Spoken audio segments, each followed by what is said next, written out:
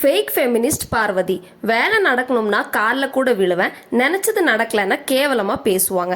இதான் பார்வதியோட கேரக்டரா இருக்கு. நாமினேஷன் ஃப்ரீ பாஸ் கிடைக்கலன்னு சுபிக்ஷாவை கேவலமா பேசுறாங்க, திவாகரை கேவலமா பேசுறாங்க, கம்ருதீன் வினோத்தை திவாகருக்கு எதிராக ஏத்தி விடுறாங்க, விக்கல்ஸ் விக்ரம துப்புறாங்க. பார்வதி தான் உத்தமி, மத்த எல்லாரும் விஷம். இதான் பார்வதி 24 ஹவர்ஸும் புலம்பிட்டு இருக்காங்க. வெளியே மைக் எடுத்து போய் பப்ளிக்ல 18+ கொஸ்டின்ஸ் கேட்டுட்டு இருந்தாங்க. கேட்டா ஃப்ரீடம் ஆமா. இதை இப்போ பார்வதி கம்ருதீன் கூட பிக் பாஸ் ஹவுஸ்ல பேசுறாங்க. ஃபெமினிஸ்ட் காட்டிப்பாங்க, ஆனா இவங்களே மத்த பொண்ணுங்க கேரக்டரை கேவலமா பேசுவாங்க.